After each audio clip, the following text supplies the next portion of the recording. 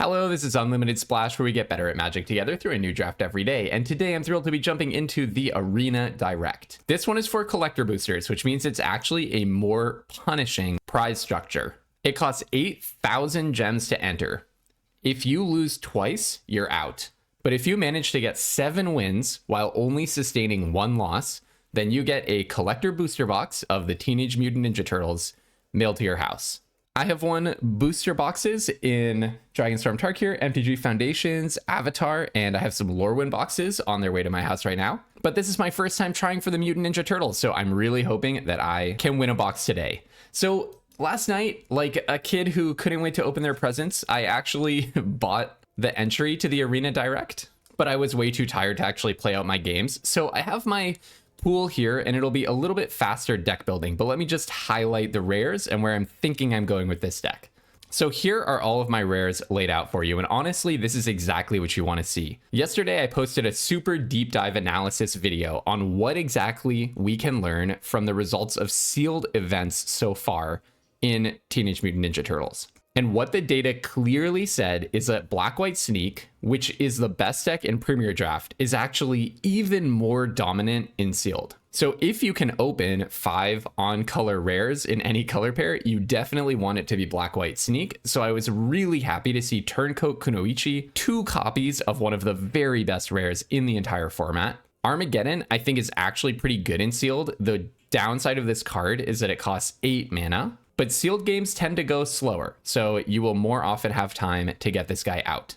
Cloning of Shredder is good, but I think the secret to making this card good is to have a good enters effect. That is, by the 6th turn, you really want to have a good creature in the graveyard. But imagine having some Turncoat Kunoichis go to the graveyard and then copying them with Cloning of Shredder and then copying them again. Yeah, that sounds pretty awesome. And Madame Null is perfectly okay. She can be kind of nice. And then finally, this bonus sheet card is Shadow Spear. So it is an equipment with an equip cost of 2, and it gives the equipped creature +1/+1 trample and lifelink. I don't know exactly how good this is, but I think it's probably pretty good. Equipment are usually fairly weak and limited, but this one has a very modest total mana cost. You can play it and get it on a creature for 3 mana total. And trample and lifelink and a little stat boost is just a big game. That is a really good combination of abilities. And then the last card, the last rare that I got, Does Machines, is an artifacts build around, and not even a very good one. So I would say not much lost there. So I definitely, when I saw these rares, I just wanted to build a do no harm Black-White shell to just be able to play a bunch of Turncoat Kunoichis, copy them, survive until I get to play Armageddon. That's the game plan. And if you do look at my other colors, I'm giving up almost nothing there. My red is very, very weak. I have essentially no pulls into red. I mean, the only card that pops out at me is like Spicy Oatmeal Pizza, and that's kind of the list. My blue also is overall terrible. I mean, I like Return to the Sewers. Rayfield is much worse in sealed than it is in draft.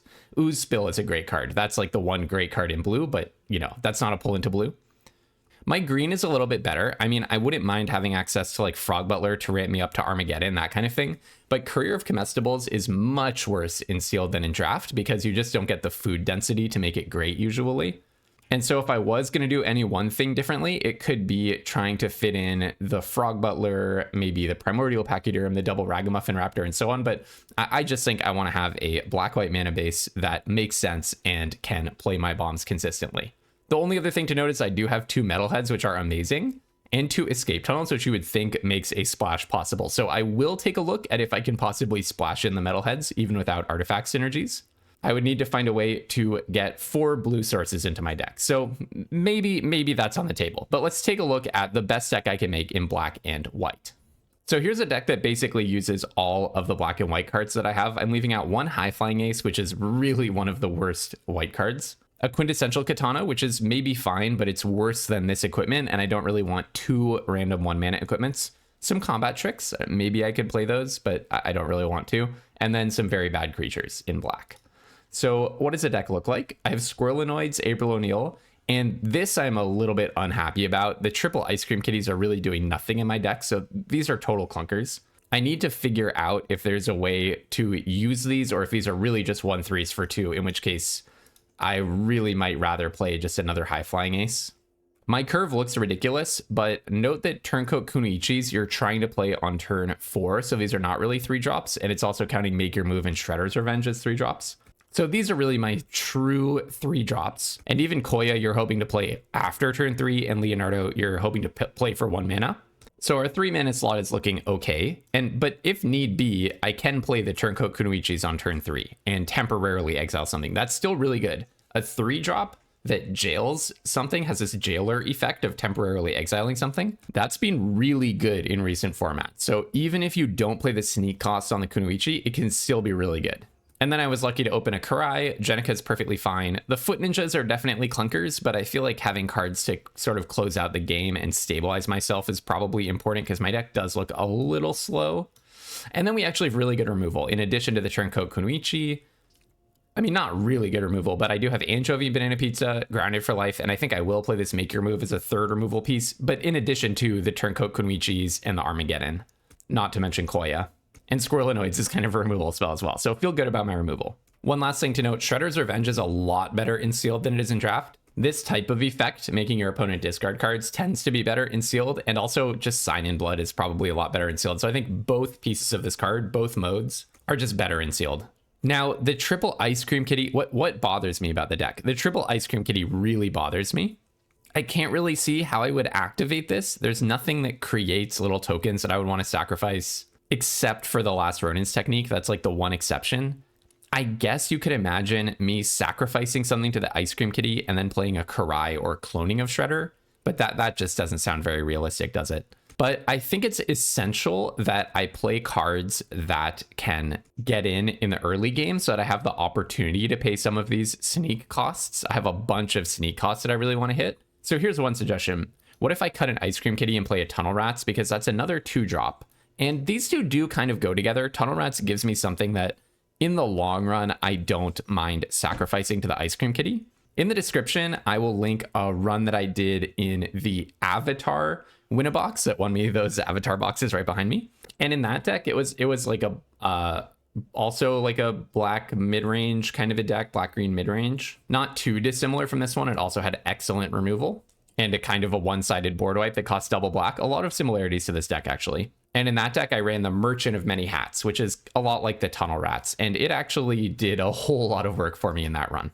So I'll put that in the description. Then the one other consideration is like, do I cut one more Ice Cream Kitty for like an Insectoid Exterminator or a High Flying Ace? These are both very bad cards. I kind of like the idea of, I mean, 5 2-drops feels pretty minimal, but I do have a lot of removal. I guess Insectoid Exterminator is also kind of nice with a Shadow Spear on it.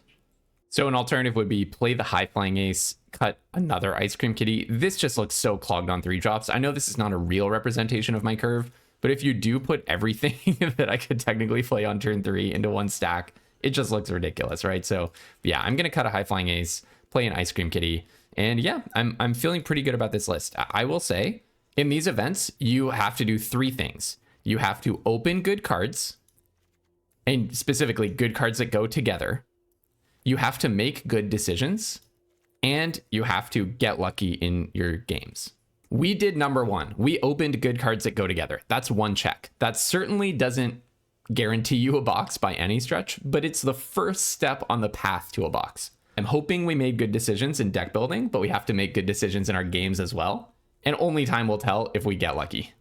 But I'm actually very happy with this deck. I think it's a solid representation of the best archetype, so let's get into it.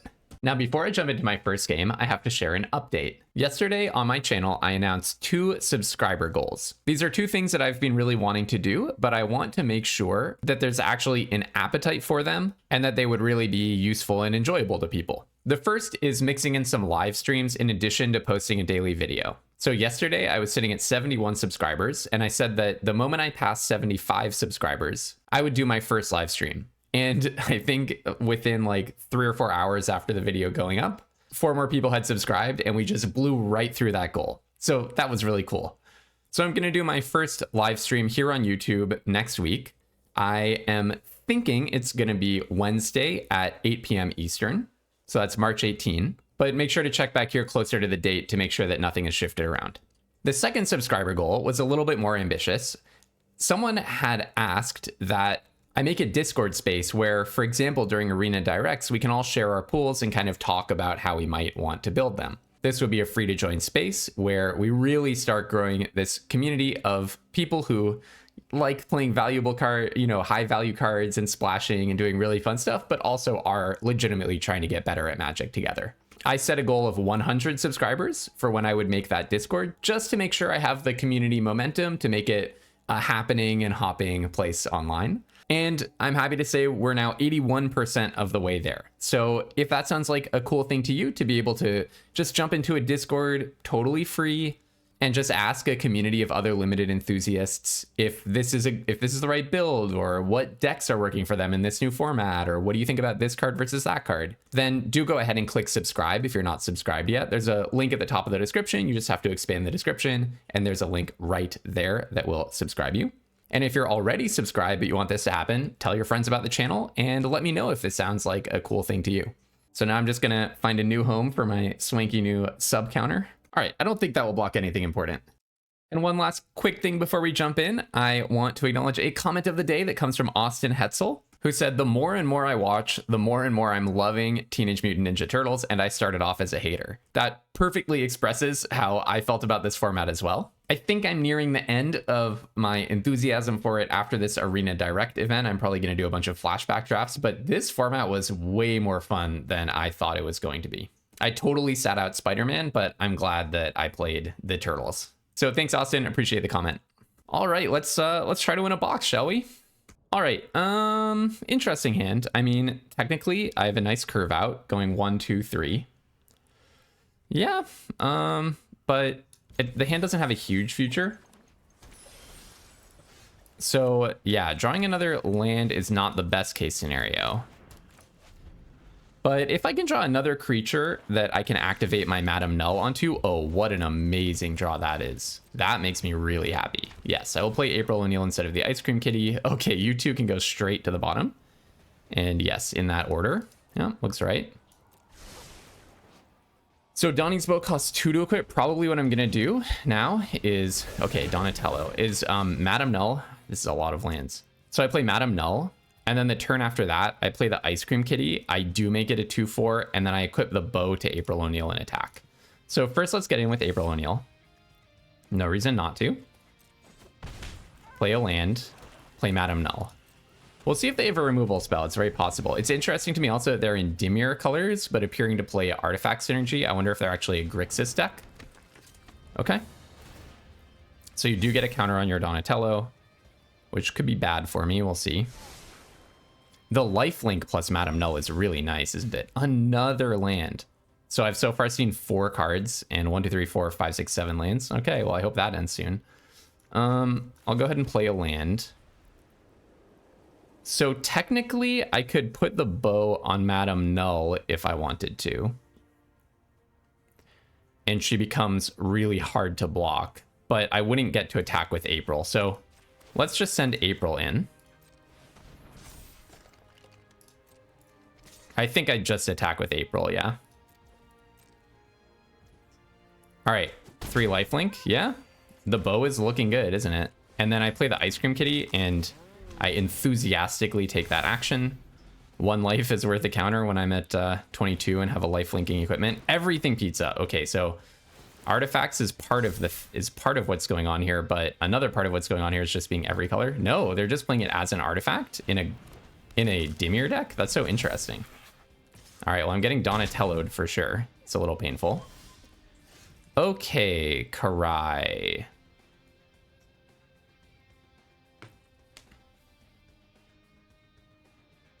Karai, you say? So, like, a really weird line. No, I was like, I can sacrifice something to the Ice Cream Kitty and bring it back. That does not sound good. I think I just want to go in. I mean, I could just play this for its normal cost.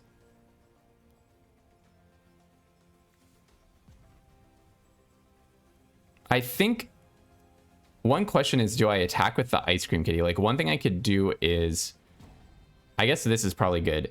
Re-equip the bow from April O'Neil to the Ice Cream Kitty. attack with both. Then if they kill, there's actually nothing that they can kill, right? Complicated situation, but I think I'm actually just going to attack with just April.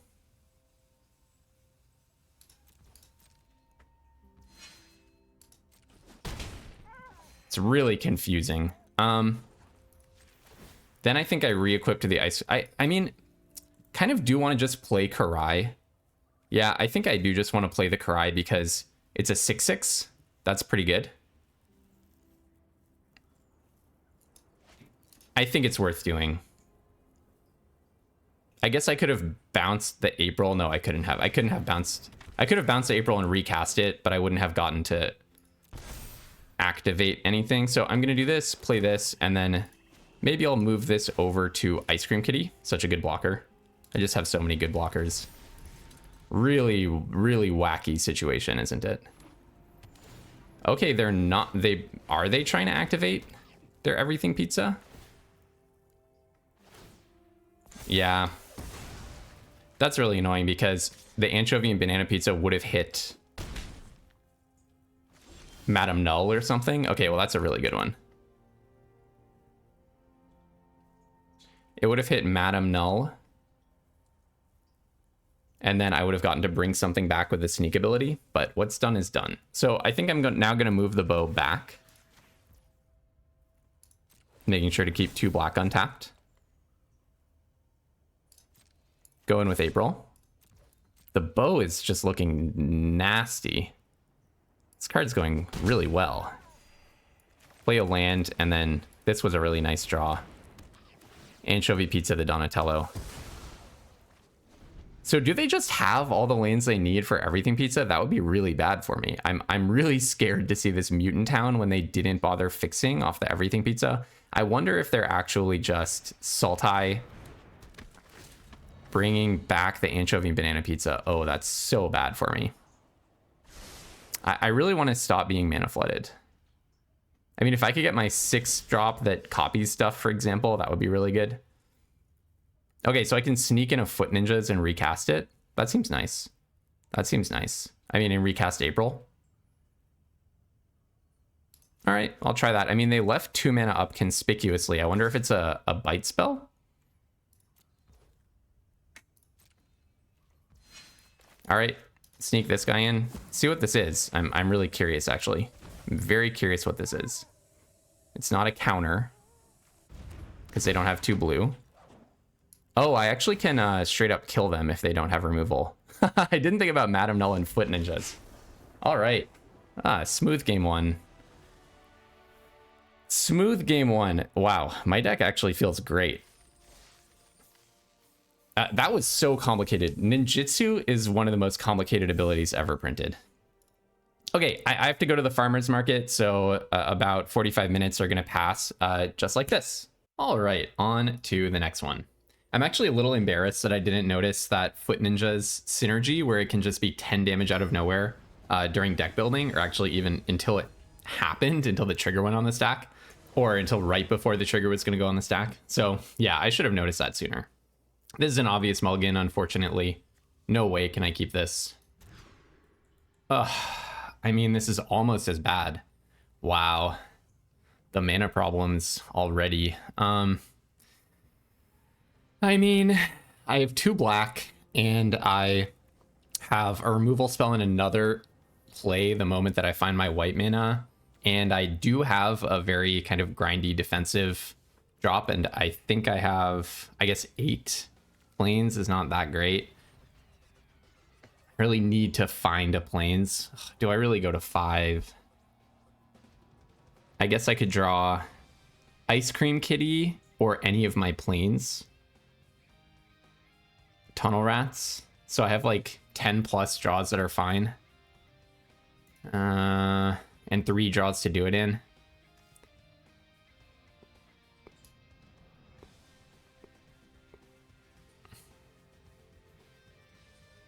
All right, I'll keep. I guess what I put back is actually make your move. Because if I draw planes, I'm really going to want to have that turncoat Kunoichi. Terrible draw, obviously. I don't know. Maybe I should have just gone to 5, to be honest. That might have just been a blunder. Action News Crew. Not a good card in... oh my god. Horrible draw. Not a good card in draft. Perfectly fine card in sealed. Yeah, I mean, this is a disaster, right? This is the nightmare scenario. I'm just going to take this. If I draw planes and play high flying ace, I'm fine. Oh, man. I mean, this is just so bad. Yeah, I guess I should have gone to 5 cards, to be honest. But I would be feeling very differently if I'd found a planes, obviously, right? No, I can't just take 1,000 damage every turn, right? I can't just start taking 4 damage every turn. It's not an option. Oh, this is so sad. If I get to play Karai, then I can always bring back the Squirrelanoids. It's not necessarily dead forever. I guess I could have kept the Squirrelanoids on the theory that it's hard to block, and then if I draw any land, I can put a Foot Ninjas in. So actually, maybe that was already a mistake. I should have just given myself 1 more turn. Shark Shredder. Yeah, it's GG. I should have gone to 5 cards. That was just a mistake. So you get to put a Squirrelanoids into play. I'm not going to concede because there's a box on the line, but we're absolutely in concession territory. Even if I draw like 3 lands in a row, like I can play Turncoat Kunoichi and exile this guy.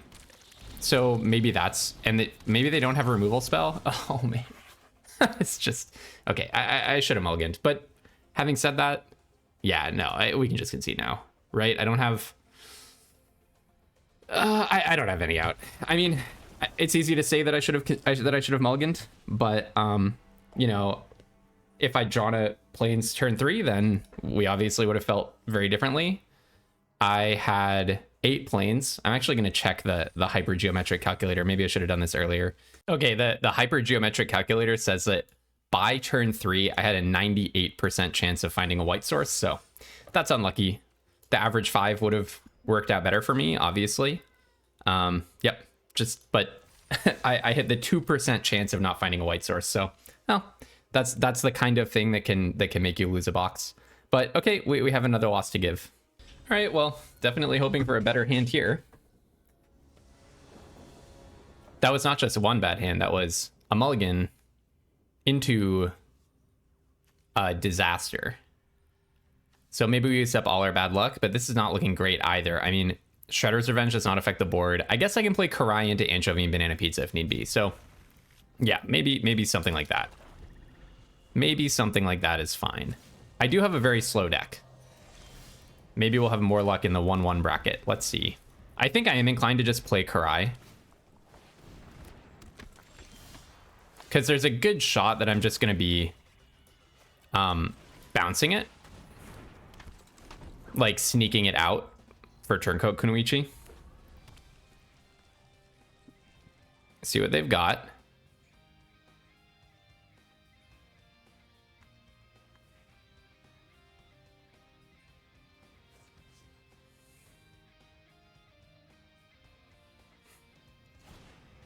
Mouser. Okay. Yeah, okay. Very happy to see that land. Not a super impressive, not a super impressive one.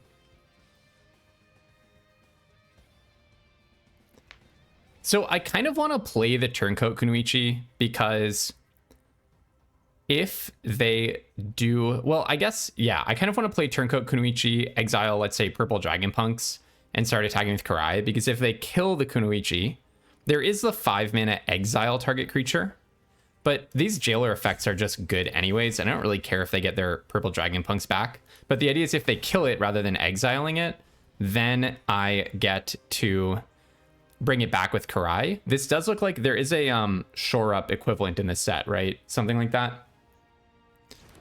So we'll see. There is a hexproof trick for 1 blue in this set, right? I should have looked up the tricks before I went back into this, but that's okay. Sewer Valence Cam, that's what it is. Yeah, that's what I was thinking of. Okay, tapping Karai. That's all right. And then I'll play this. And then the idea is if they invest in killing the Kunoichi, I can actually bring it back with Karai. Unless they exile it. We shall see. I also have to time my Shredder's Revenge correctly. This can be such a blowout if you time it right. Okay, they don't have anything to destroy here. Okay, interesting. So I'm just going to pop Anchovy and Banana Pizza down, hit their Rock Soldiers, and then I'll go ahead and attack with just Karai.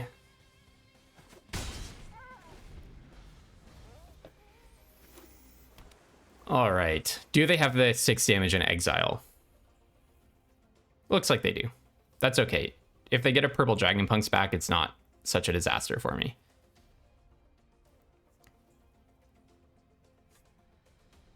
Okay, Baxter Stockman, that's a good one. That is a good one. Buffing their Mouser and attacking vigilantly. Oh, man. This is just so bad. I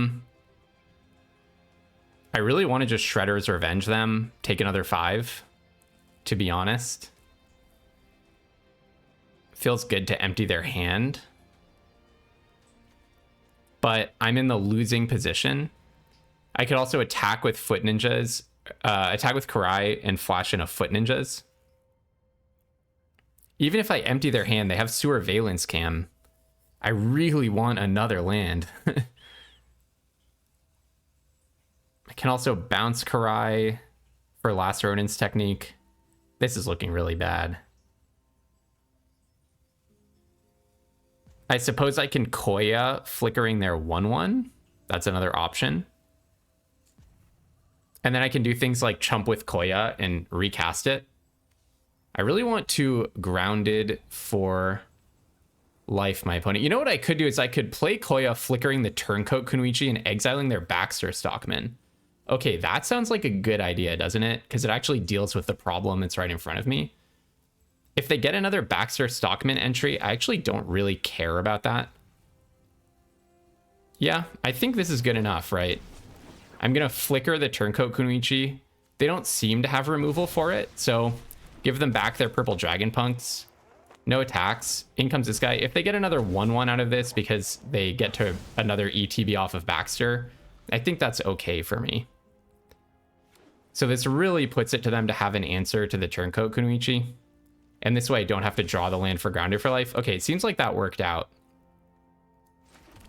So now I can actually get my Koya back, which is kind of sweet. First off, do I want to just Shredder's Revenge them? Then they probably pop their Sewer Valence Cam, so they have more selection. Okay, so I can bring Koya back to my hand from Last Ronin's technique and recast it, but it's 2 more lands until that really does anything for me. I think let's pass to attackers and see what they do. Okay, I'll just go in with Koya. Now, do I Last Ronin's technique it? I don't think so.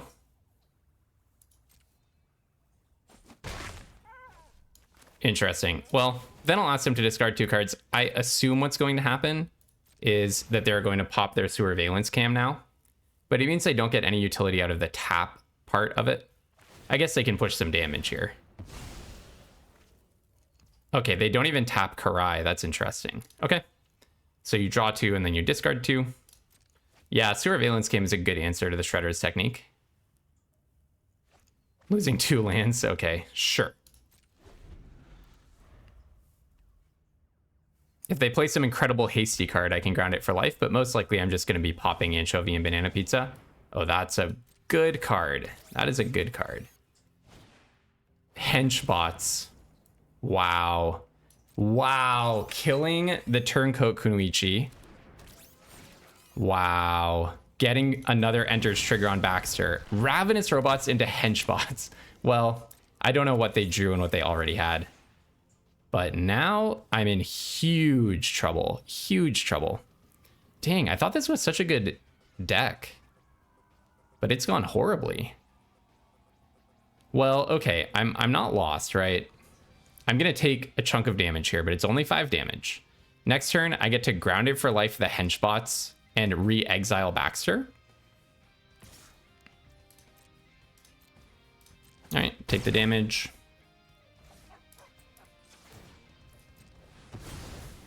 All right, go back up to 13. Oh, that's kind of cool. That's kind of cool. So I can, okay, yeah, maybe my deck is good. So I can attack with Koya, flip it back with the Turncoat, exile Henchbots permanently, get back my other Turncoat, and exile Baxter Stockman. But then Baxter is only temporarily exiled. So would I rather just exile Baxter straight up? Nah, I like doing a little bit more here. And it means that I have a Turncoat that can block, although it will be tapped.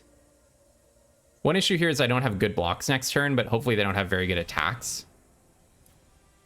So bounce this guy. I'm going to permanently exile your Henchbots. I get back another Turncoat. I'm going to temporarily exile your Baxter over the Ravenous Robots. I think Baxter is more important here. And we have them in top deck mode. That is what the Shredder's Revenge did for us. Get them into top deck mode. Mechanized Ninja Cavalry. So they're all about the go wide 1/1s. But I have good blocks. They don't have an attack here, I don't think.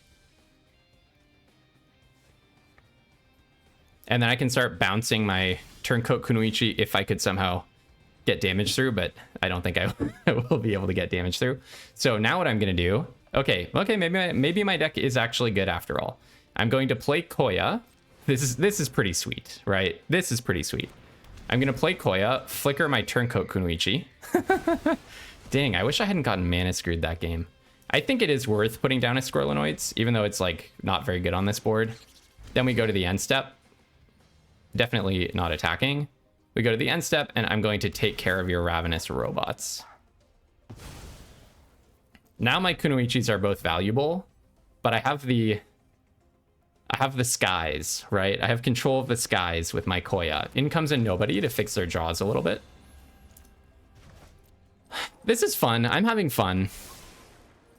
The deck's not playing out as smoothly as it looked like it would on day one in the first game, but... Okay, now I'll play a Plains in with Koya. And then I will just flash in this Foot Ninjas. Just for maximum damage, stabilizing my life total a little bit. And then end. It's also a little bit hard to block, actually.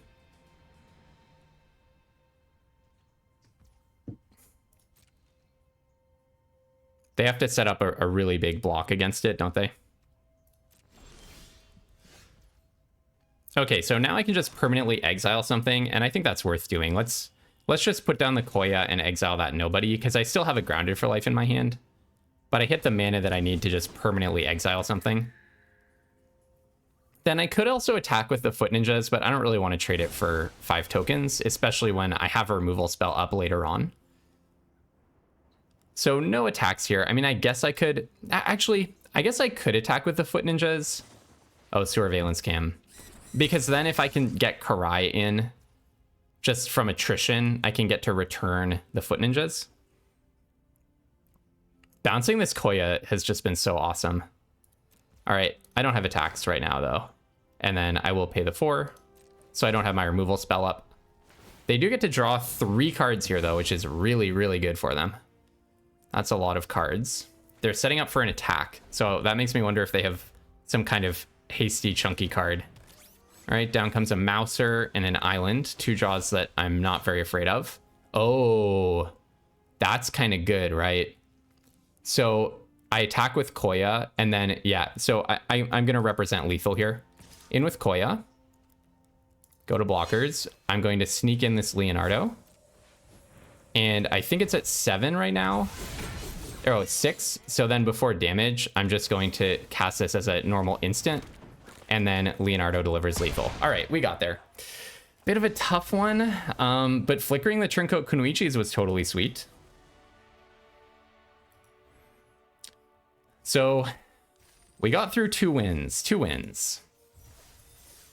And 1 more win, and we get actually almost half of our gems back. So that's a good, solid, reachable goal for us. All right, on to the next one. I did win a box in Dragonstorm Tarkir, where I dropped game 2, I think, and then I rattled off like 6 in a row. So it is possible. A very slow controlling hand, but I don't think I can be a chooser here. No reason to favor playing Plains or Swamp over the other one. I don't think I have any double pips on 2. Just go ahead and play my bow. Such a funny one. I might be Shredder's Revenging myself here, honestly. Especially because I have the life gain. Jenica, I don't hate it. It's something to aspire to. What can I do here? Oh, I can just activate it. So I'll probably just play Koya. We saw I have lots of ways of sneaking and flickering Koya, so I'll probably just slap it down. It does become a 4/3 lifelinker in the air, which is a pretty nice stat line. So I'll probably just go ahead and play it.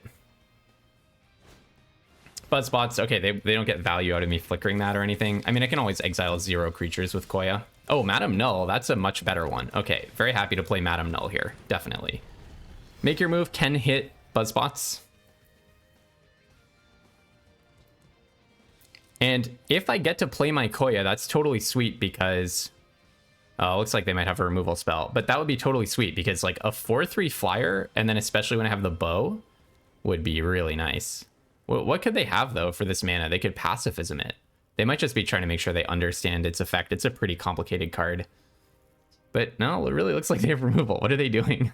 Why are they mousing over our creatures repeatedly? Is there an effect that, like... Are they giving me information? Is there an effect that you would think you could do here, but you actually can't? Where one creature interacts with another one somehow? April O'Neil comes down. Okay, no, doesn't look like it. Now, there's a Hamato Guardian trick, so I don't think I'll attack with Madam Null this turn. Because I can flicker their Buzzbots. Kind of wish I could use Koya's ability to somehow get something extra counters. I mean, Madam Null with Jenica is kind of bonkers, isn't it? But okay, so I'm not going to attack with Madam Null. Because I don't want to flicker April O'Neil, because that will let them scry again. Well, actually, they just scried 2 to the top. They literally did just scry 2 to the top, so it doesn't matter that they get to scry again. And then Hamato Guardian trick cannot kill Madam Null, so I get an extra damage in this way. Yeah, really weird and counterintuitive, but it's actually better to flicker April O'Neil here. I will take that action, absolutely. Next, attack with Madam Null, see if they want to draw. Maybe they do. All right, bonk in for 1 damage and end. Now I'm pretty happy. You get to re-scry your 2 to the top, or you could change your mind. That's how I'm punished, is if they actually did the wrong thing first. And they realize they want to change their mind. Or maybe with the added information of me playing Koya, they want to make a different decision. But I feel like that was better because, you know, maybe they had a 3-drop and they decided to leave up Hamato Guardian stance.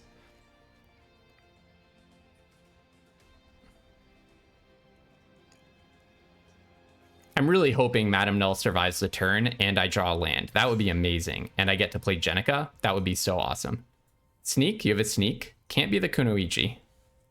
Oh, no sneak. Okay. I think that's good news for me. Sneak here could be really strong for them. Let's see what else you've got. Okay, it's going to be Donatello Turtle Techie. Fine. Fine. Not an issue. Not a problem. Okay, interesting. Interesting. Interesting. I really want to equip the bow. Do I just Shredder's Revenge myself? And then hope to draw land and equip the bow? I would love to draw land here. You know, I guess attacking with Madam Null was really aggressive now that I think about it. I actually should have considered this more. Now that I think about it, attacking with Madam Null was really aggressive because it would have held back April O'Neil. But actually, no, I wouldn't have blocked, especially because I thought they might have Hamato Guardian stance. I'm actually going to do that because if I equip the bow, then I get 5 life back. And the odds that I draw land is just really high. So let's just hope I do. Okay, nice. I like that a lot. So then I'll put the bow on Koya. If they do kill Koya here, it's bad news for me. But they haven't shown evidence of having Koya killing capacities yet. And I think a 10 life point swing is just really powerful. And even if they do kill Koya, it's actually not that bad because then I get to play Jenica. Presumably they can't kill both Koya and Madam Null.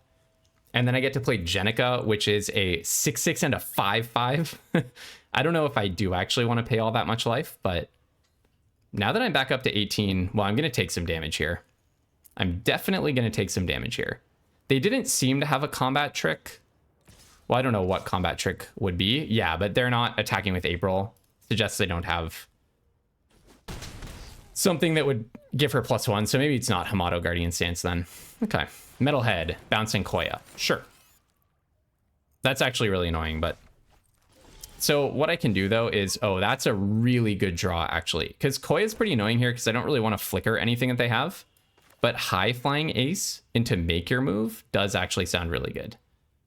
So why don't I go ahead and do this and pay 2, right? Make Your Move is an instant, but I don't really want to give them Ooze Spill opportunities. It's probably better to just do it as an instant. Well, the thing is, though, I actually really need it to resolve. And also, if I don't equip the bow, it's good information that I'm about to do something. So I think I actually do main phase it. I'm not sure that this is the right decision, but I think it's so crucial for me that this actually resolves that I better just do it. And no attacks and end.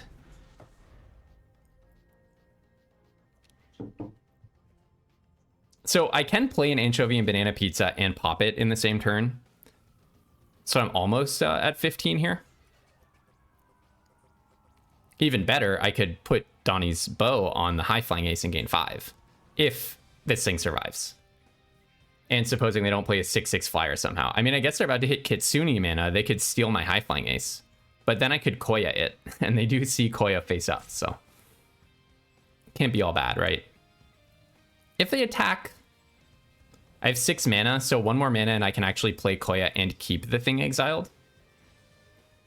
So maybe I do just block Donatello if they attack. They have not represented a combat trick in the last few turns. Not since they possibly did on turn 2. And I actually don't even think that they were... I think they just didn't have a 3-drop. We've seen no evidence of a 3-drop. Return to the Sewers is really annoying. Do I just put it on the bottom? 4, 5, 6. Yeah, I don't think that I want that guy. That's really annoying. I'm in trouble because now they put the counter on April.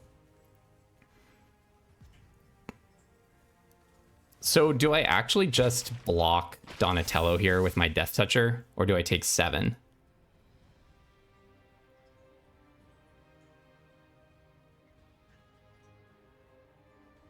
Maybe Madame Null has served her purposes. I'm getting a little bit low on HP.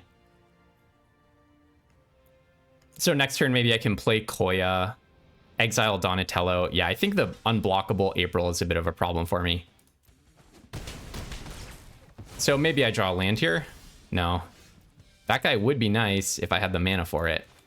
So this is not going to happen, so I think I have to go for Jenica. It's really awkward, though. I mean, the other thing I could do is play the anchovy and banana pizza and pop it. I think let's just develop our board. I might have to take another 4 here, though, unfortunately. Dang. This is rough. This is really rough. I mean, my opponent's pretty constrained on mana as well. So we're both playing a very low resource game. But I've been so hungry for lands. If I just draw 2 lands, nothing could be better for me here than just drawing 2 lands in a row. Because then next turn I could play Koya and keep something permanently exiled.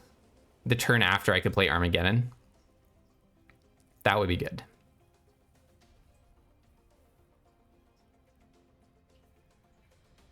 So if I double block Donatello...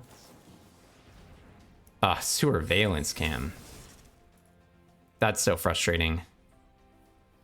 That's so frustrating. Yeah, that's just really, really bad for me.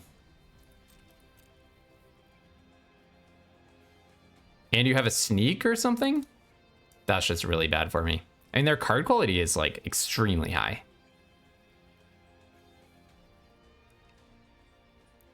Maybe I flew too close to the sun with Madame Null. I don't know. Them having removal for this guy was crucial, and me not having enough lands to do anything about it. Leonardo. So maybe they were going for lethal, trying to see if they had a lethal play. I do not mind them doing less damage to me, though. That's, like, totally fine. Okay, so you do get a card, but now you cannot tap Jenica down. Oh, Foot Ninjas is kind of nice. So I think I still didn't draw a land. So I'll do something like put this on the Jenica.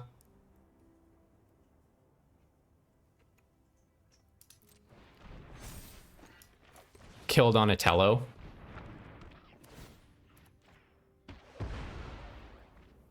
Attack for, might as well attack for 6.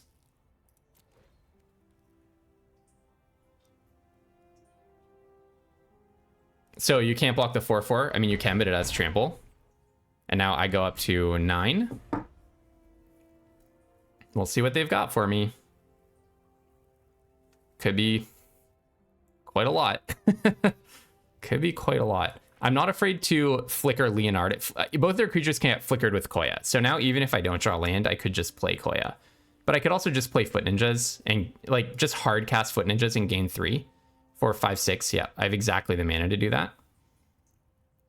The issue is if they Surveillance Cam tapping something down, I don't necessarily get life gain next turn because they can tap down whatever I put Shadow Spear on. I'd like to win this game and not just lose all my gems. Lita is an extremely good card. Can I just get some lands, please? Can I just get some lands? All right, I would not be surprised if they just hold up Surveillance Cam. It makes sense. Okay. Turncoat Kunoichi. I see. So I can Koya flickering Lita or something. Oh, I can flicker Jenica, actually. That's kind of good, right? Okay, so this is really interesting. So I think what I want my turn to be is to play Koya flickering Jenica and play a Turncoat Kunoichi. So let's pass, and they pretty much have to tap down Jenica, right? So you tap down Jenica. It happens. Resolve. Now we're at my resolve. Now we're at my attack step. I will attack with this card because I'm about to get 1,000 blockers.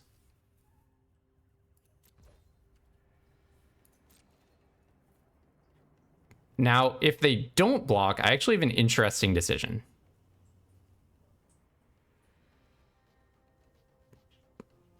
Whether to bring in Turncoat Kunoichi or Foot Ninjas or neither. I think neither. I think it's better just to hard cast the Kunoichi and hard cast Koya.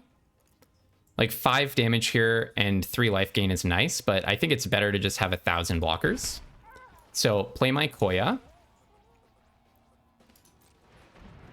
Bounce my Jenica.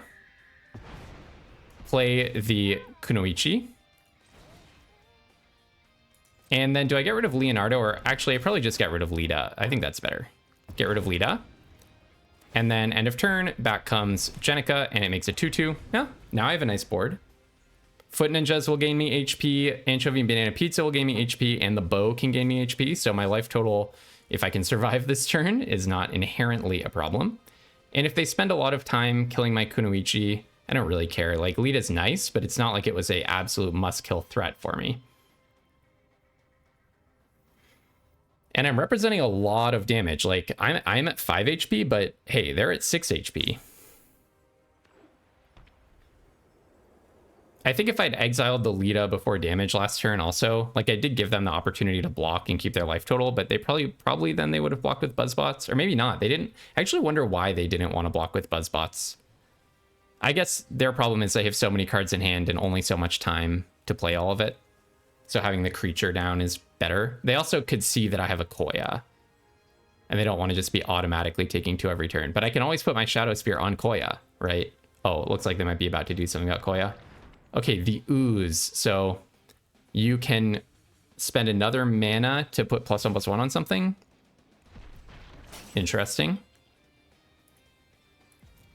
Yeah, if they were thinking about the Signpost uncommon that I have, they would have exiled the creature from the bin, because that's the one I can actually bring back. In this set in general, I think you should exile creatures from the graveyard.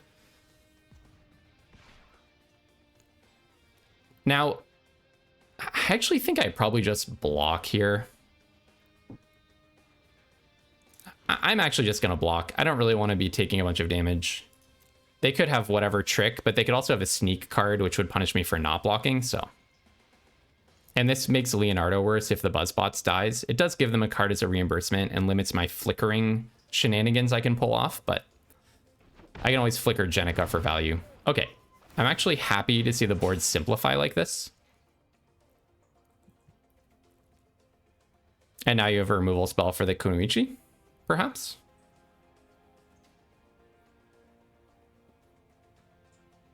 Unless they play like a really scary creature, like a Mighty Mutanimals or something, that would be really scary. I'm feeling like I'm in the driver's seat.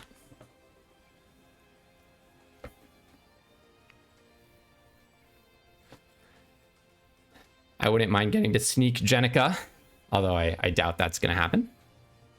Tense situation. Oh, they have another rope. Okay. I always say in these events, you have a clock, so go ahead and use it. I think that my opponent is right to just tank here. Okay. High flying ace, you say. They could still represent, if they don't tap this now, then we know that they have a Hamato Guardian stance. Okay, so they went for it. Okay, then. A land is actually nice. Now, do I have lethal on the board is the question. I think I do, right? I think I just win. So I put the bow on Jenica. Attack with everything. Yeah. I have lethal on board. Right? I'm just going to triple check. So let me talk through it. So they can block 2 creatures, letting in 2 2/2s, and then this guy's going to deal 5 plus 2 is 7.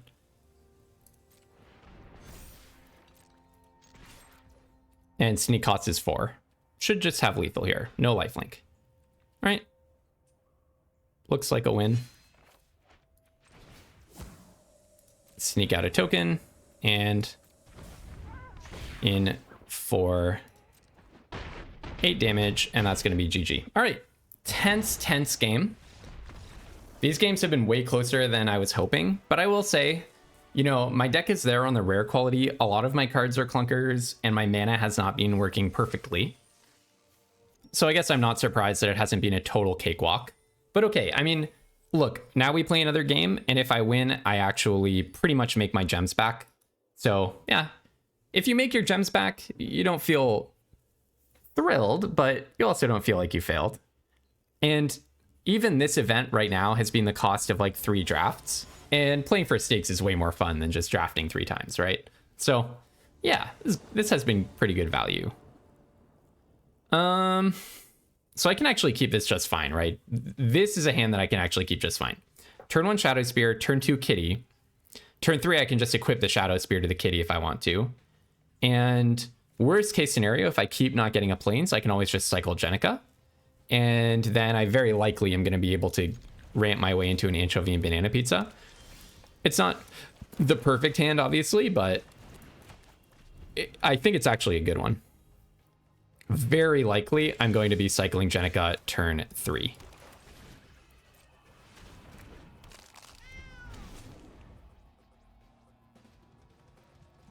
Oh, wow, my opponent is stuck.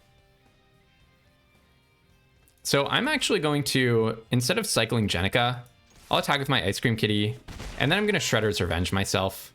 I don't think having them discard cards is where I need to head with this. And I'd like to draw into a Plains. Okay, still not a Plains.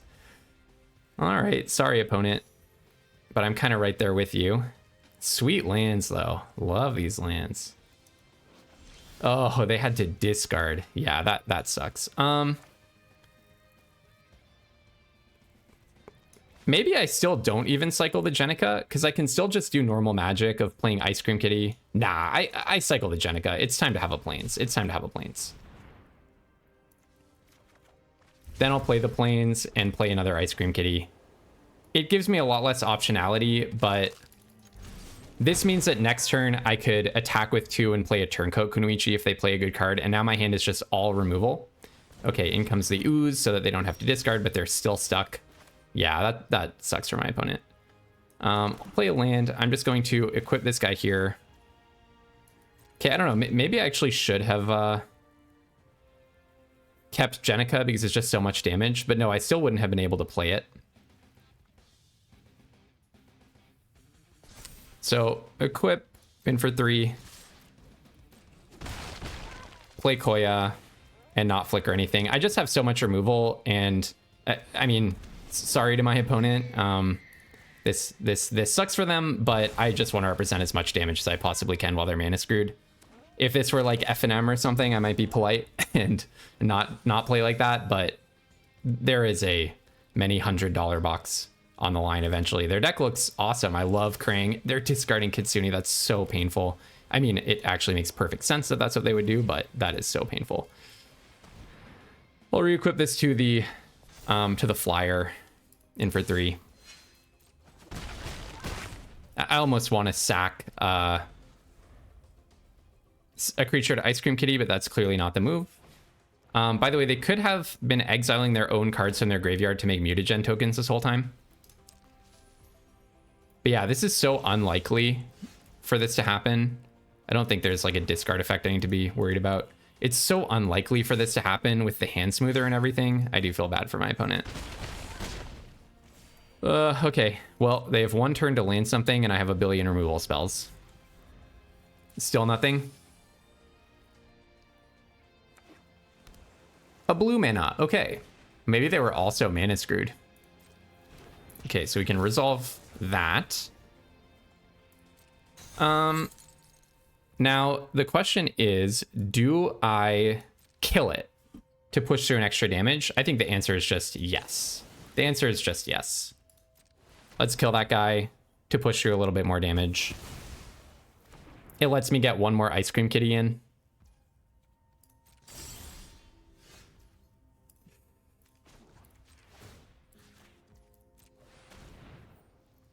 And now I have a Grounded for Life as well. Away goes Jenica.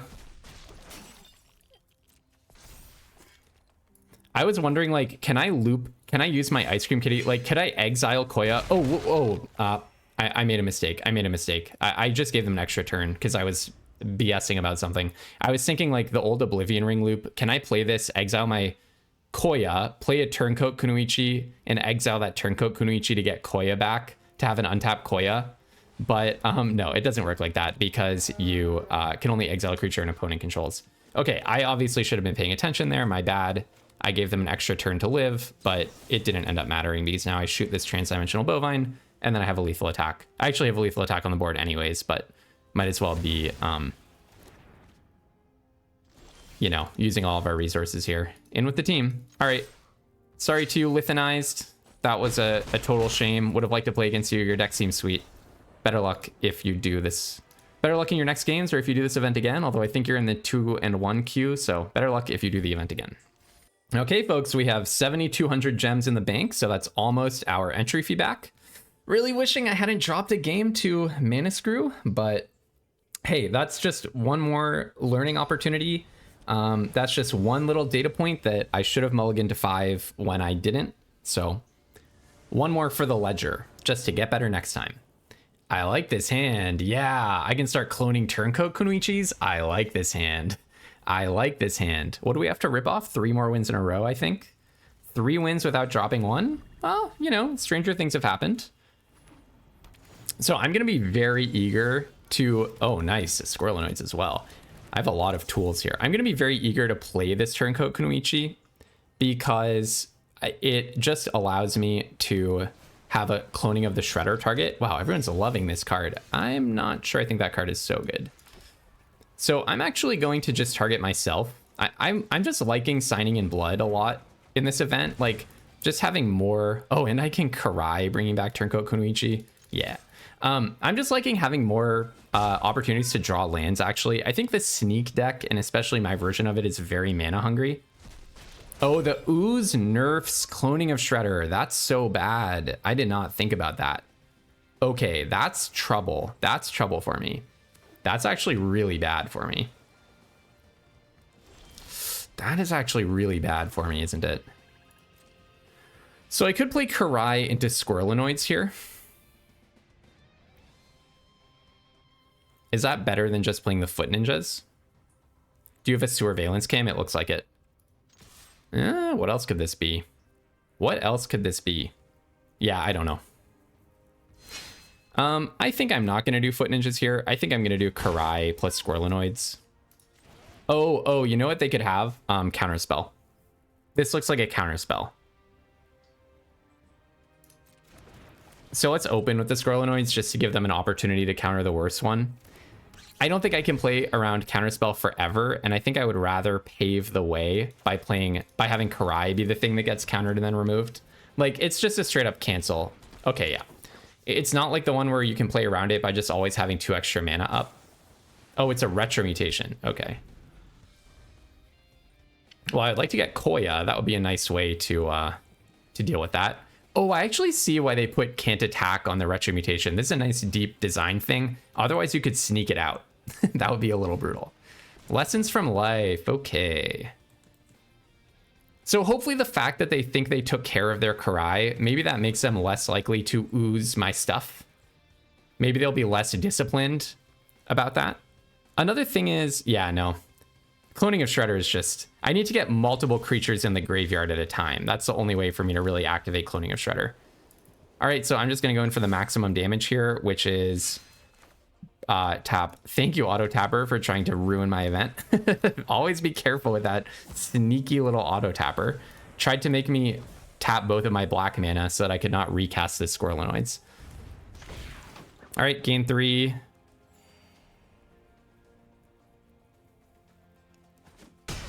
And then play myself a Squirrelinoids. All right. Now we have a lot of stuff on the battlefield. It's too bad that Cloning of Shredder is blanked. All right, make an extra mutagen. I mean, they have so much mana, but then they have an allergy to playing creatures, apparently. Maybe it's the 6 mana mythic board wipe, but then they would have played a black land here. It didn't even occur to me that they could be playing a 4th color. So I guess I should keep that in mind. Okay, Frog Butler is a kind of annoying one. But thankfully I do have a Kunoichi for it. The problem is that the ooze is always untapped, right? I guess if it were the board wipe, I would get to bring back Foot Ninjas. That would be cool. No, how could you do it to me?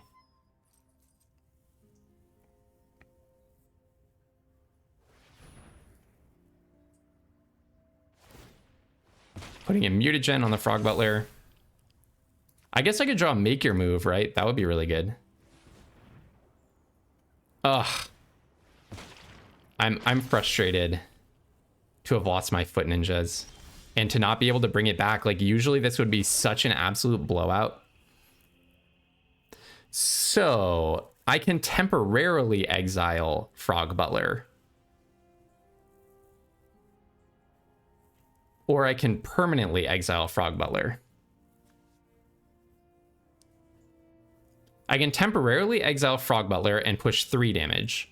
Or I can permanently exile Frog Butler and push 1 damage. The thing about that is, if they kill my Turncoat Kunoichi, it still doesn't help me because I actually cannot play Cloning of Shredder with only 1 creature in my graveyard, and they're going to exile this to the ooze no matter what. Oh, your ooze is so frustrating to me. I think I'm going to go for the permanent one, though. The chances are just too high that they're going to have a removal spell. So, in with both. I assume they block the Tunnel Rats. I will Kunoichi. Oh, no, sorry. I actually do 3 damage this way. I forgot. Not 1 damage, because I bounce the Squirrelinoids. All right, so this guy comes in. Exile your Frog Butler. You do get to make 2 mutagens, which is kind of sweet for you. And then I'll go ahead and play Squirrelinoids. And then they keep my graveyard count down to 0. So annoying. Come on, Cloning of Shredder. So annoying. Like, everyone is playing the ooze. Maybe Cloning of Shredder is actually amazing, but then because everyone is playing the ooze, it becomes like the mediocre card that the win rate data says it is. So it looks like my Kunoichi is going to be getting smacked here. I don't have any removal left. I don't have any threats left. But I have a lot of good draws. Make your move would unlock cloning of Shredder eventually. I could get another Kunoichi. I could get, what else? Koya would be really sweet. So here I can only push 1 damage because they can just make their Ray Fillet huge, and they can exile counters from Ray Fillet. Yeah, I'm in big trouble. I think... Okay, they're not going to remove any counters from it. It's very likely that this is the end of the road. But we'll see what we can do. Okay, so... The extra annoying thing is I can't even attack with Tunnel Rats. Maybe I just push the maximum of damage here, right? It looks like they're very constrained on creatures, so if I attack with these 3 creatures, they probably just block the Kunoichi. I wish I could Cloning of Shredder it, but I cannot. And then I drop Jenica. The other option is attack with Squirrelinoids plus Tunnel Rats. They block. Then they can exile the Tunnel Rats. If they block the... Yeah.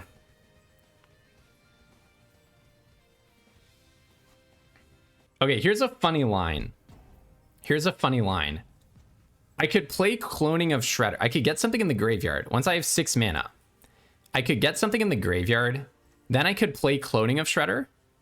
And then if they exile with the ooze, I can cycle the Jenica and copy Jenica. Right? But I don't think that's where this game is headed. I think I'm just trying to push the maximum of damage. I'm the beatdown, and I'm pushing damage. Sewer Valence Cam. Another frustrating card for them to have. Yep.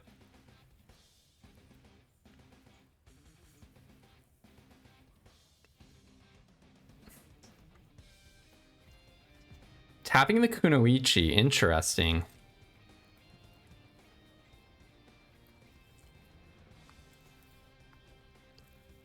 Okay, all I'm going to do is attack with Squirrelinoids. I don't think I'm going to do this cheeky thing with Cloning and Jenica. I'm happy that I saw it, but I don't think that's where this game is supposed to head.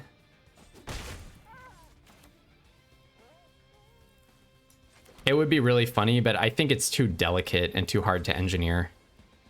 So I'm just going to go ahead and play this guy. They do have, like... I'm on a not that long clock, right? They're about to have a 7/7 flyer, which is a 3-turn clock, or an 8/8 flyer, which is still a 3-turn clock for me.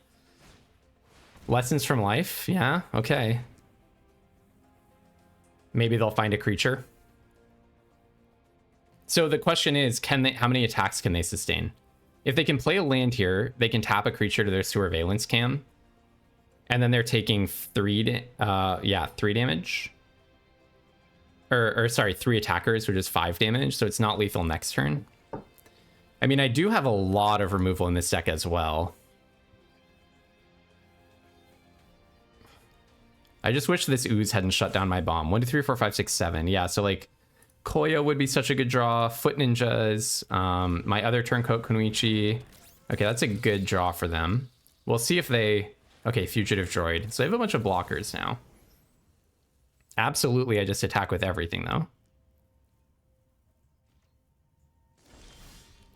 Oh, what a nice draw. Is that lethal? 1, 2, 3, so they can block Jenica, Kunoichi, and Rats, taking 2, 3, 4, 5, basically.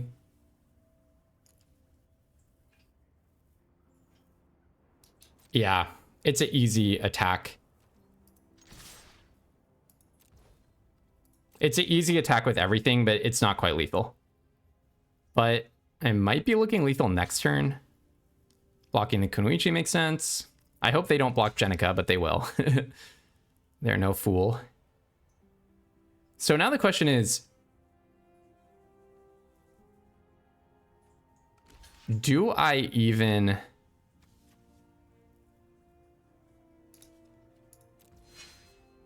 do this now? So Jenica's going to survive. Kunoichi's going to survive. So no, I do not do this. I put them down to 3, and then if I can get 1 more attacker in, it's going to be lethal. So I just need to get 1 more attacker in this game. Actually, I don't even. I only have 1 creature in my graveyard too. But the thing is, after I declare the target, they can just tap their ooze, so... All right, so most likely what I'm going to do is at the end of their turn, I'm just going to play the Last Ronin's technique and then just attack with everything. That's the overwhelmingly likely situation. All right, we'll see. Ugh, I hate you, the ooze. We'll see what they've got. I mean, food would be really bad. Anything that makes food. Mikey and Leo, an amazing card, but I'm not so concerned about you drawing cards right now. If you want to spend mana to draw cards, I'm very happy with that. What I'm scared about is you finding food, so gaining life, and putting a lot of blockers in play if you're able to like make a bunch of tokens. But they do have a lot of mana. I love their deck, by the way. This is my style of Magic. I feel a particular hatred for the ooze right now, but everything else about this deck I absolutely love and am jealous of. So I'm not going to try to do any sneak shenanigans here. Even if they don't do anything at the end of this turn, I'm just going to play the Last Ronin's technique, because if they have the counterspell, the 3 mana cancel that makes it a mutagen, I would want to know about that before I go to declare attackers. So I'm going to ask them to show that to me at the end of their turn if they do have it. Okay, they're doing some pumping. From their perspective, they may want to keep up for Surveillance Cam because it's not lethal if they can tap my stuff. So that's how I interpret them leaving 4 untapped. It's not lethal if they can tap, let's say, Squirrelinoids or maybe the 2/2 or something. All right, let's go to your attack step. Now the question is, do I actually hold it back? And I think the answer is no. I'm just going to play. I'm just going to play this because they've already made all their decisions for their whole turn.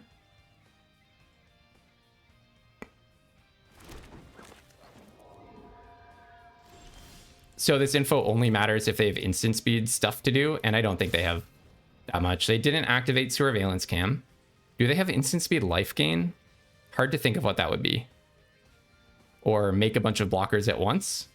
Again, hard to think of what that would be. Retro Mutation on Jenica is not going to do it. And I don't think there's anything for 1 mana here that does it. Getting in for 4? Yeah, all right. We got there. The ooze notwithstanding. It would have been so cool to do some shenanigans where I like cycle Jenica and get a target. Try to get them to do the ooze with my thing on the stack, the 6-mana spell on the stack. Then I cycle a Jenica to give myself a target. Okay, so we made a gem profit.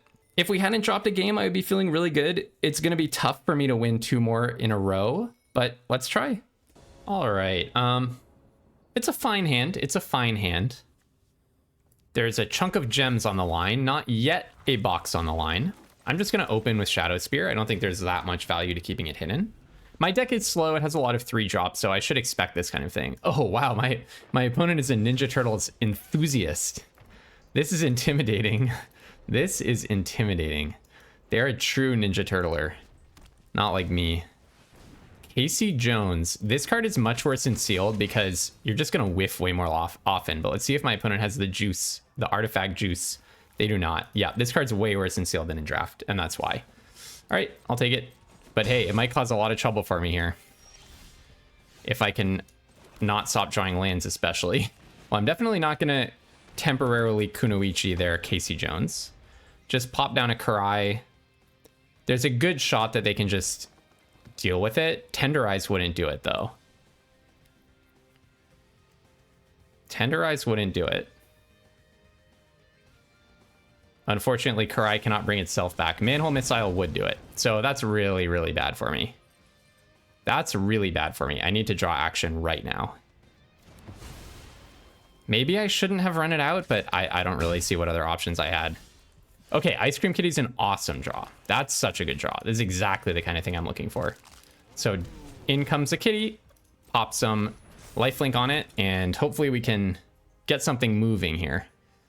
If they attack, I think I will actually just take it. They could like guac and marshmallow pizza me here.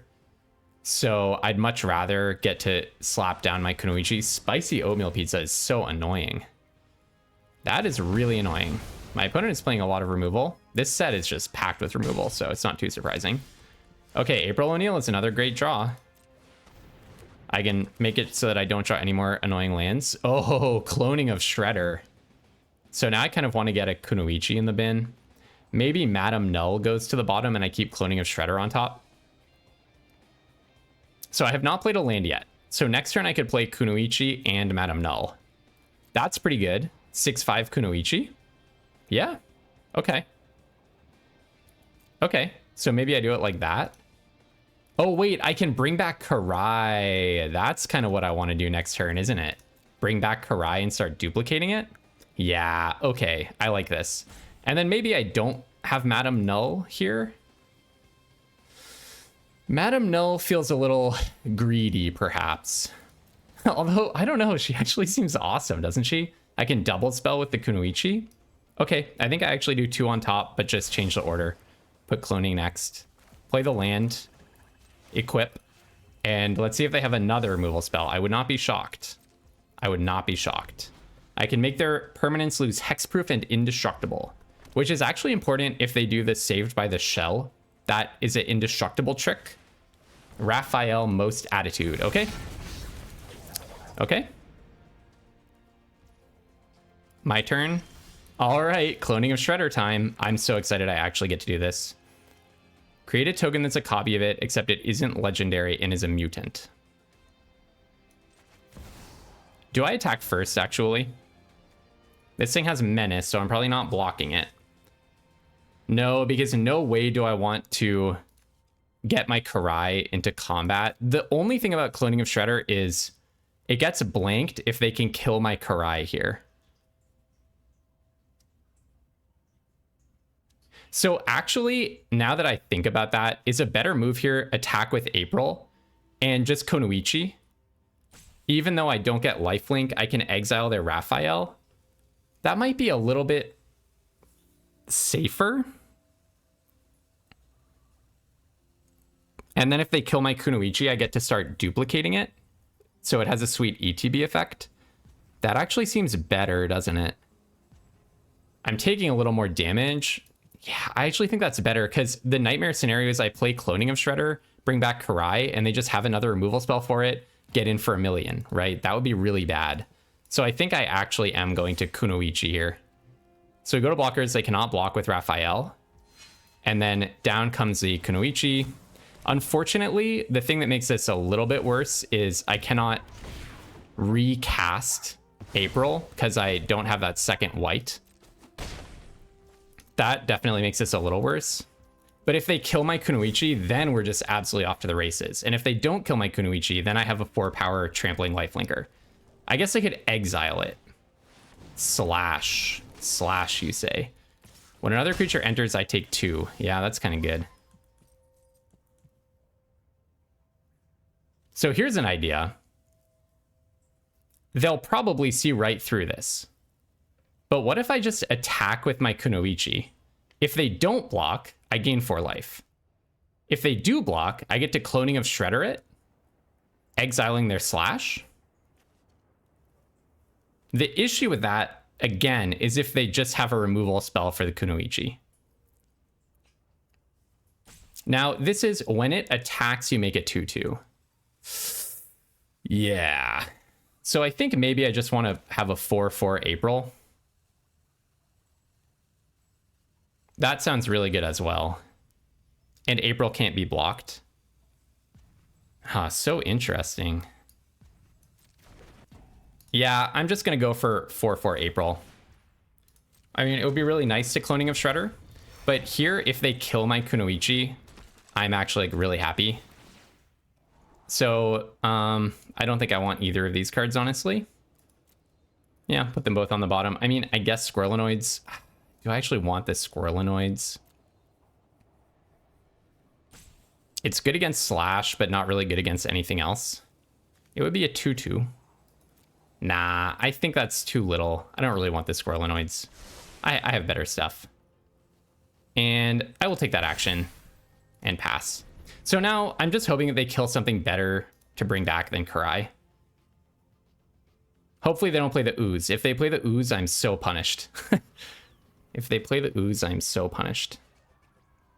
I just think attacking with the Kunoichi, like, can go wrong in too many different ways. Okay, It gets exiled. Okay, I'm happy to see that come down there, actually. You might be surprised to hear it, but I'm happy to have them exile that card. I'm happy to have them exile Madame Null instead of Kunoichi. Now do I double block is the question. So if I double block, I get to start copying Kunoichi, but all eggs are in that basket, right? Do I have any other option though? I think I just have to do it. Basically, if I double block, then I play Cloning of Shredder to bring back the Kunoichi and exile their 2/2 and whatever. Then they kill my Kunoichi, then I have nothing. Cloning of Shredder becomes absolutely blank. That's the big deal here. If I don't block, I go to 1 HP, and them playing a single creature would kill me. So I think I'm priced into blocking. Unfortunately for me. I think I just have to block. Do you have a guac and marshmallow pizza? I guess it doesn't matter. Saved by the shell. Okay, I think you didn't read my Shadow Spear. So that's fine. Oh, it gets trample. I guess that matters. But at least I can get rid of your indestructible. Yeah, maybe they just did that for the trample, but my guess is they didn't read Shadow Spear, which kind of makes sense because it's some random bonus sheet card. So I can totally understand that.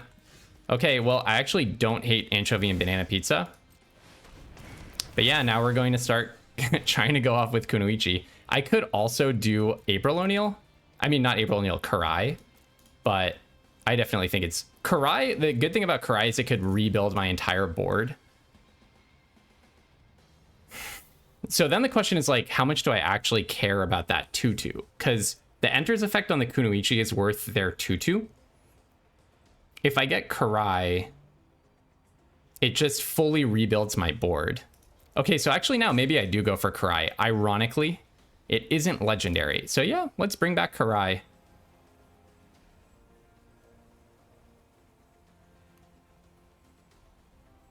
I think Karai has more upside. Kunoichi is awesome, but I have removal. Oh, you can do it even if they remove it. Got it. Okay, that's good to know. Even if they remove the creature, you get to do it. I've never played this or had this played against me, this random mythic. You have a guac and marshmallow pizza, apparently? Well, I'll definitely just take that. I absolutely just take that, right? No doubt. Oh, Armageddon, that's a sweet one. So now I'm going to anchovy and banana pizza, shooting your Venus. I'm going to put the bow on this guy. I'm going to attack. I am going to bring back Turncoat Kunoichi. And then I get to recast that next turn. And I'm at 11 and you're at 10. And I'm going to get another Karai next turn. You have another Venus. You played your first one because it was legendary, I suppose. Now, even if I block with this one, I actually get to... No, maybe I kill Casey Jones because Turncoat Kunoichi can hard remove the 2/2. Yeah, this would have trampled over even if they double blocked. So I'll block like that. I wonder if they have another Casey Jones and that's part of why they did that. So now I get that. Okay, this is awesome. This is like an episode of going for it. Okay, I'm going to probably just Turncoat Kunoichi their guy and go for 7/10 is lethal. Go for 10. Play the Kunoichi, exile this Venus. Swing in. Oh no, sorry, this has summoning sickness. I'm so silly. I'm so silly. But I would have done the same thing. Yeah, it's basically lethal. Okay, I think I actually probably slightly misplayed that because I thought the Saga makes a copy of the token, but it actually makes a copy of the exiled card. So you can't like nerf its second and third triggers by killing the token, right? So we actually almost doubled our gems here. But I don't just want gems. I want a box. So I'm going to take a little bit of a mental defuzzing break. And really sad that we gave up that one win to Mana Screw. But hey, we still have a chance to win a box. One win, we win a box. One loss, we're out of the event. If you do want to learn how to win boxes in these events and do well in draft overall, not only should you click subscribe and become part of our community, but you can be one of the 19 remaining subs that we need to hit our 100 sub goal and start a Discord channel where you'll be able to ask questions like, hey, here's my sealed pool in the Arena Direct. Should I go in this direction with this build or should I go in that direction? And our community of limited improvers will help you out. So to make that dream a reality, do go ahead and click subscribe using the link in the description below. All right, on to the last game. All right, my opponent is beyond tilt, so we will not be getting any psychological advantage this game. And it looks really good to me. This looks like a really good hand. I can play my Shadow Spear, Madam Null into a 4-5 in the air, maybe put the Shadow Spear on the 4-5. It's just a crystal clear plan. Shredder's Revenge to refill my hand or deny them options, depending on which way looks better. I did think about replacing this high flying ace with a third Ice Cream Kitty, but decided against it. Buzzbot's a good one. Oh man, I always get nervous in these games. I need to really calm myself down.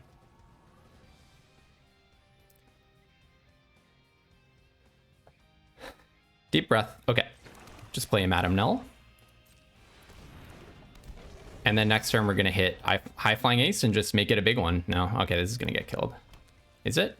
A spicy oatmeal pizza, perhaps? That would make my high flying ace a lot worse. Death Touch and Trample is really nice, so... Okay, it gets blanked.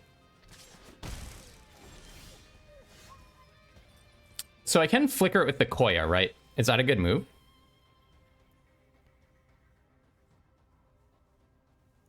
Would I rather have a 2-3 high flying ace or have my Madam Null back in a Koya? Yeah, I can always put the bow on the Koya, so... Play my planes. I think that's just good. Exile to one other target creature and bring it back. Yeah. All right. This is why cards like Retro Mutation are not so good. Cards that leave the cardboard behind, just not very good removal. Next and end. And in comes Madam Null. See what they got.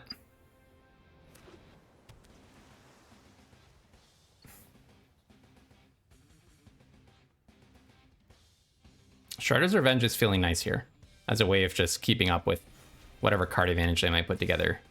I choose not to block that Buzzbots. Thank you. Can't be Sneak, can it? Oh, is it Ninjas? Foot Ninjas? Oh, yeah. I love this card.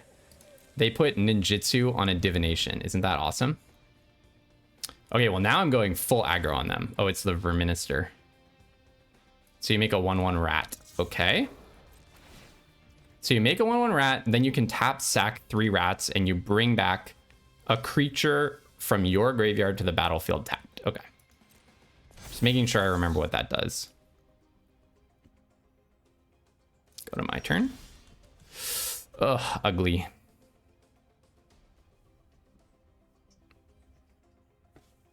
Ugly to get another land, but that's okay. So play my land. So Madam Null is going to survive combat, right? Because I'm going to put the lifelink and trample on the Madam Null, I think. Seems better.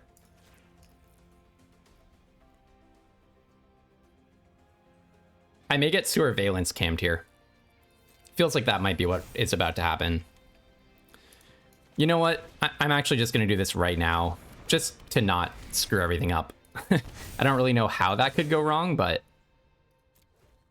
I'm just going to go ahead and do that. All right. Get some life back.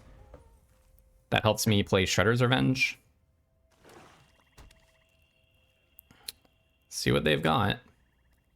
The 4-5 in the air, I mean, my flyers feel strong, right? And then a Buzzbots, okay. They said 2 can fly at that game. What? Oh, you can... If you attack with your rat, you're like rat neutral.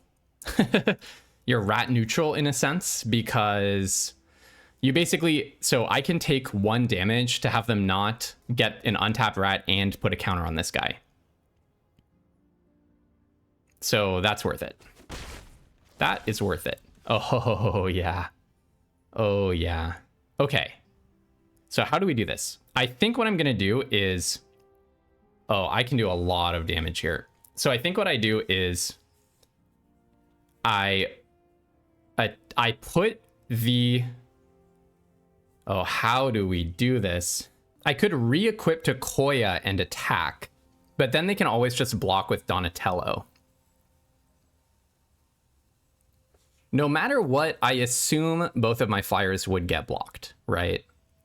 So probably what I'm actually supposed to do is Turncoat Kunoichi, temporarily just locking down their Donatello, attack with Madame Null and High Flying Ace, and then I'm playing Shredder's Revenge to draw 2. So in that case, don't I do the Shredder's Revenge first? Because I'd rather do that than re-equip. So I'm just going to draw... no. I almost made myself discard 2 cards. Wow, that would have been bad. So I'm going to draw 2 cards and lose 2 life. Bonk, bonk. Okay, Ice Cream Kitties. Thank you, Ice Cream Kitties. Play a Turncoat Kunoichi. Technically, they can get back their Donatello, but I'm not so afraid of that. I'm going to exile... Now, do I exile the Donatello, or do I just exile the Rat King? I don't think I care that much about Rat King. But I also don't care that much about Donatello. I think I'm going to exile the Donatello. This could turn out to be a mistake. I will take that action. 5/4 cannot be killed by Manhole Missile, for example. And then in with these 2.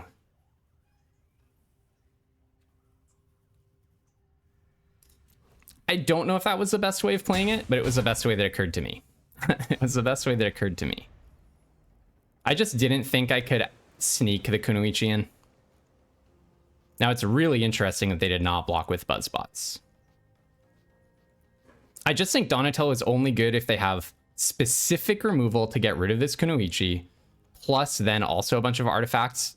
And my High Flying Ace is just doing so much damage in the meanwhile. And the reason I did it this way is this makes... Okay, Anchovy and Banana Pizza. This makes my Shadow Spear... this makes my Koya hard to block, but... Oh, maybe I just did it wrong. Could be. And then popping it, I don't mind that. I don't mind that. They do make a 1/1 and get another counter. Oh, hello, Armageddon. Okay, so I'm just going to re-equip. Maybe I equipped a Koya. I don't think they're in the mood to be, like, quadruple blocking, it seems. No, I think I just want to gain a bunch of life.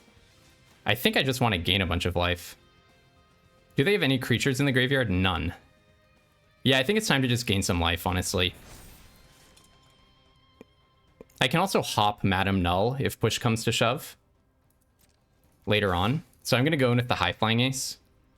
Yeah, it's a lot of damage. So I really want to draw 2 more. Take the action, just pay 1 life, that's fine. I really want to draw 2 more lands. I really want to draw 2 more lands. Okay.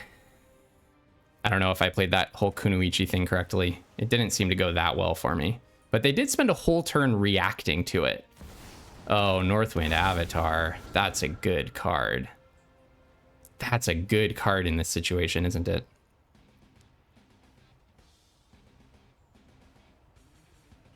That's so good for them.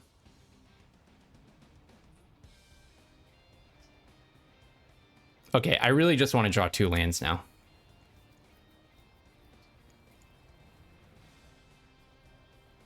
In Sealed, this card's extra good. Way better than in Draft.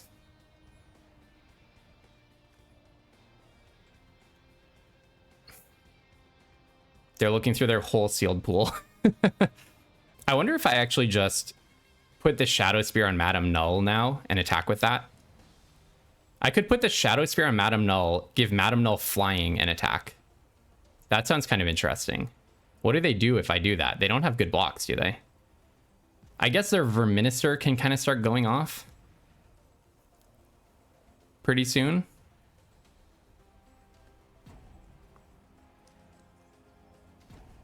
Death Touch and Trample is a nice little combo. I really want 2 lands.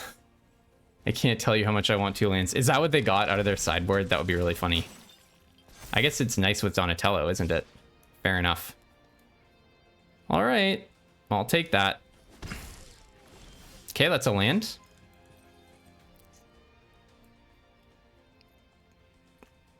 Now, do I actually just sacrifice an Ice Cream Kitty just to try to draw a land? I think I probably do. So in that case, my turn looks like High Flying Ace gives Madam Null flying and Madam Null attacks.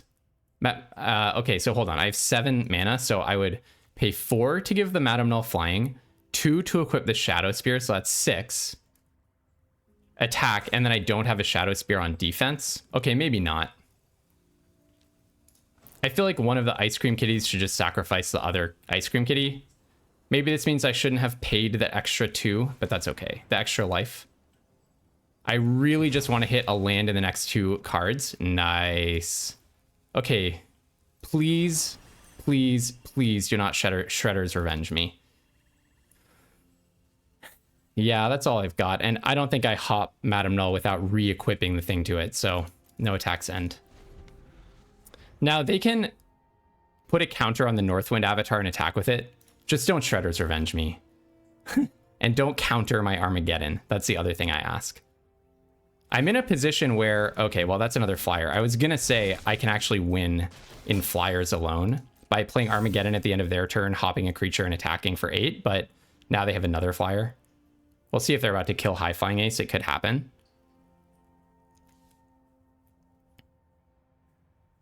It could happen. This thing is kind of relevant, the Rat King. I'm avoiding mousing over their stuff to give them info about what I'm thinking about. The Rat King could matter. Oh, what's this? What's this? Okay. I was wondering if that was an attack. Resolve. Okay, my turn. All right, folks. It's the card you've been waiting to see me cast this whole game. I'm going to do it right now. I'm going to do it right now because then I get to push damage and they do not have counter mana up. Right? That just makes good sense, yeah? No counter mana? You don't have it. Okay. Destroy up to 3 target creatures. Destroy, destroy, and destroy. Do I want to pay 9 life to make an 18/12? I think the answer is no.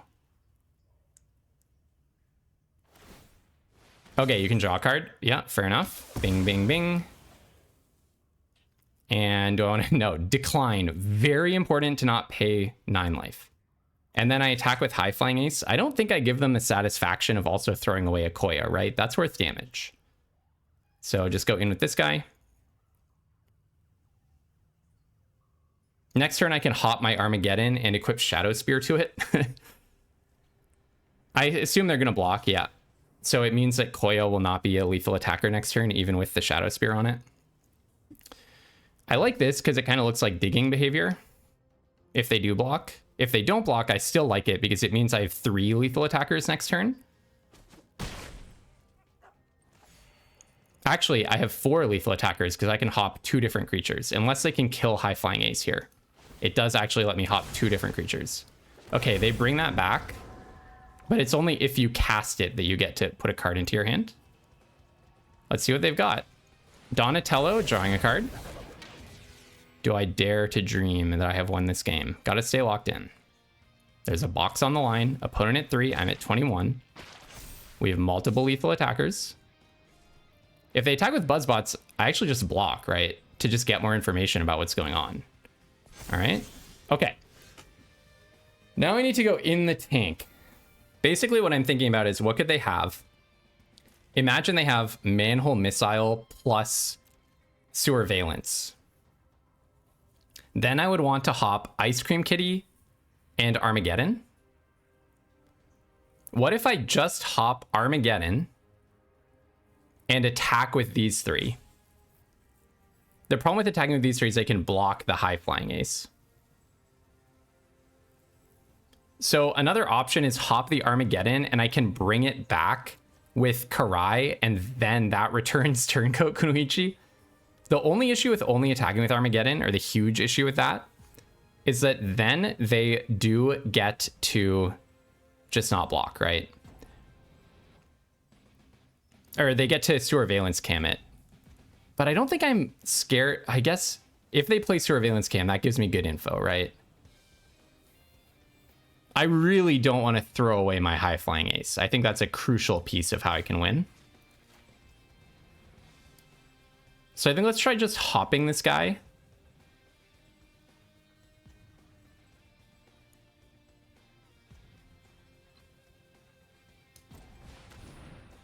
The question is, do I re-equip even though then I can't play Karai? And I think so. Let's see. So basically this is weak to Surveillance Cam. In with Armageddon. It's a kind of a passive play. I could have tried to push lethal, but I didn't want to get Surveillance Cammed. I think this is perfectly fine for me, especially when I have Karai. This seems very good for me, right? Putting them to 1. Away goes my Armageddon.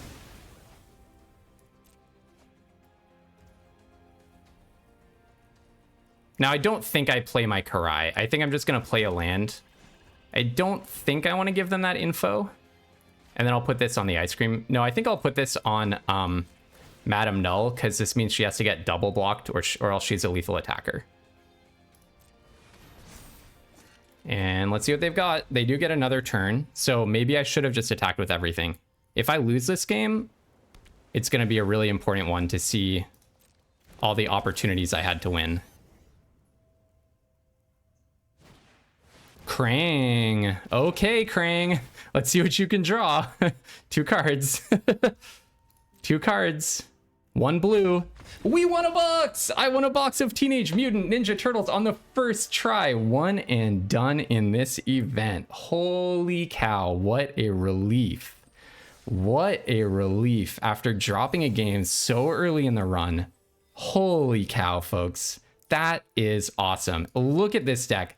When I saw the pool, I knew it could do it. Seriously, look at this deck. I just want to do, I'm going to rearrange these cards. Let's do a moment of deck tech and just appreciate what we were gifted in this run. First of all, look at our rare package, the most ridiculous collection of on-color rares in the best archetype. Shadow Spear turned out to be a monster. This card, honestly, might have been my best rare, period, if you look at the number of games that it won me.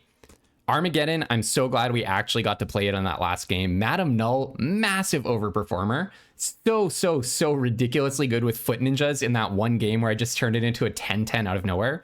Cloning of Shredder got totally shut down by everyone loving the ooze. But other than that, when I got to actually play this card, look, each of these games, Turncoat Kunoichi and Shadow Spear won me like 3 games each, basically.